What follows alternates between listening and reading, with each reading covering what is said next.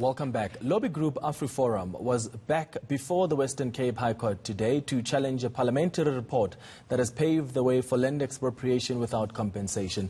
It argues the 2018 report is unconstitutional because it excluded more than 170,000 submissions, rejecting calls to amend the constitution. AfriForum failed in its attempt at the time to interdict Parliament from adopting the report. For more on this, we're joined by our reporter, Lindsay Dentlinger. Lindsay, thank you for your time. It's almost 2 years after the fact.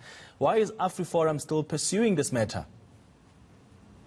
Clement, they maintained that the public's submissions in that matter were ignored, and they take umbrage that a service provider that was hired by Parliament to go through these submissions had taken the decision to exclude these submissions. So it says it doesn't take exception that Parliament had to hire a service provider to help them in what was a mammoth administrative task at the time, but they take exception that these submissions were excluded.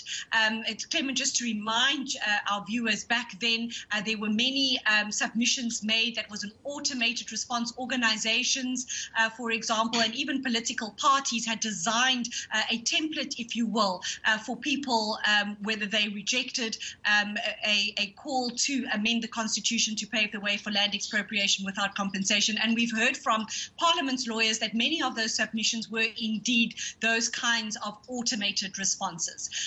But AfriForum saying that even though it's almost 2 years down the line, they believe that that report gave rise to the current process we find ourselves in Parliament, which is that an ad hoc committee is currently processing a draft legislation to amend the constitution. And that process, as we know, has stalled due to the lockdown and the inability to be able to conclude those public hearings. But let's take a listen to some of the arguments put forward by AfriForum in a virtual sitting of the Western Cape High Court today.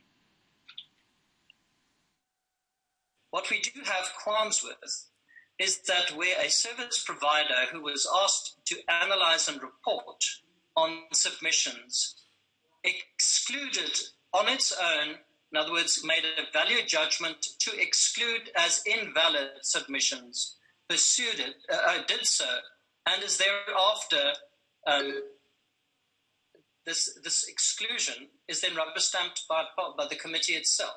That, we say, is a manifest failure of procedural and rational legality, procedural rationality, and it's an infringement of the right to fair administrative action.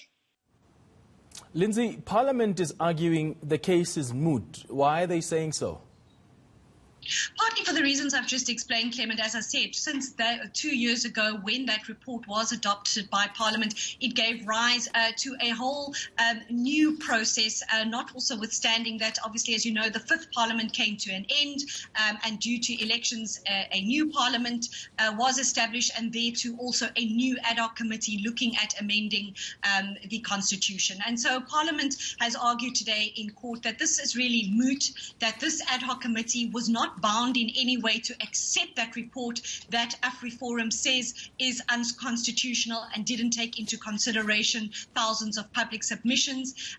And Parliament saying that a whole new public participation process has been opened up by this new committee looking at the legislation, that the process has moved on, and that in no way was this committee bound to accept that report. And so they're saying the public still has the opportunity to weigh in on this very contentious issue, and that essentially that report is now moot because the process has been overtaken by events. So let's take a listen to Parliament's counsel arguing their side in court today. You are asked for a declaration of invalidity, but it is a wholly pointless declaration of invalidity because the report was produced.